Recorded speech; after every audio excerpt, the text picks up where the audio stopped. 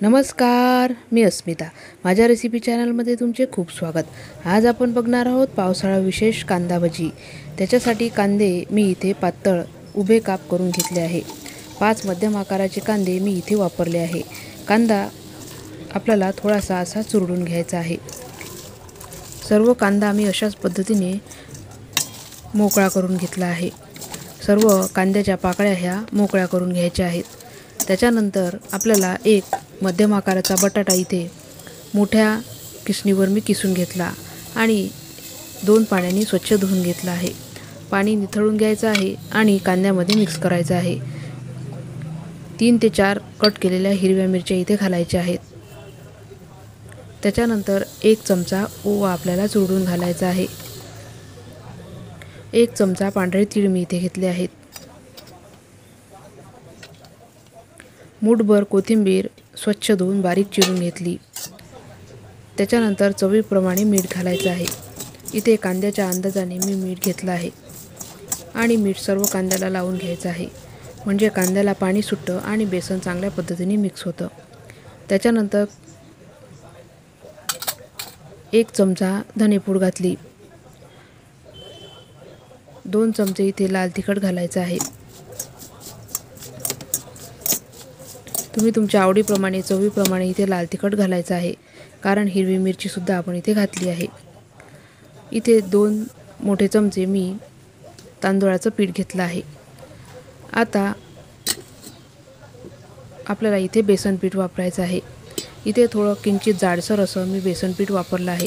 तुम्ही तुमच्याकडे असेल ते बेसन पीठ वापरू शकता, पण जे जाडसर बेसन पीठ असतं, म्हणजे जे लाडवासाठी आपण बेसन पीठ वापरतो रवा टेक्स्चरचं, ते बेसन पीठ इथे वापरलं तर भजी ही जास्त कुरकुरीत होतात, चवीलाही छान होतात.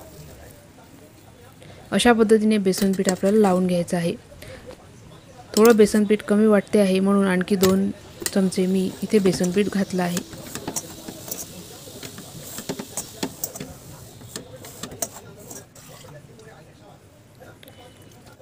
आता थोडा थोडा पाण्याचा शिपका टाकून आपल्याला बेसन पीठ हे कांद्याबरोबर मिक्स करायचं आहे. फार पातळ हे पीठ आपल्याला इथे करायचं नाही आहे.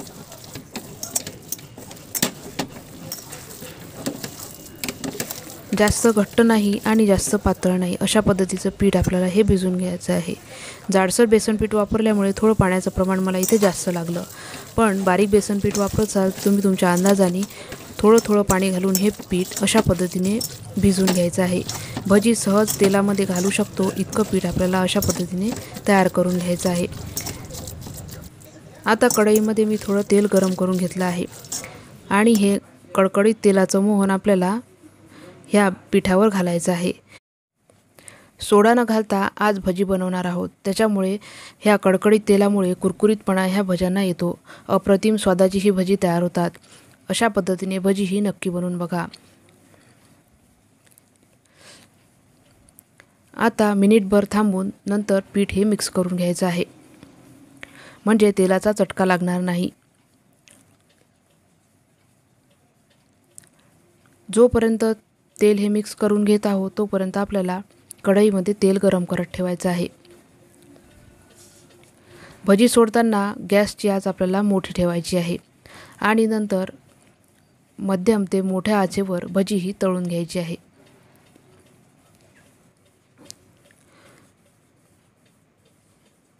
फार कुरकुरीत आणि अप्रतिम स्वादाची ही कांदा बटाटा भजी तयार होतात. नक्की करून बघा.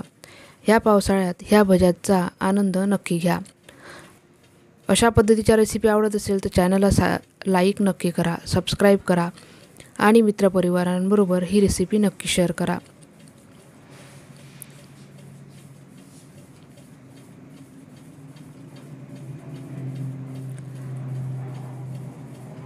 सोनेरी रंगावर भजी ही तळून घ्यायची आहेत.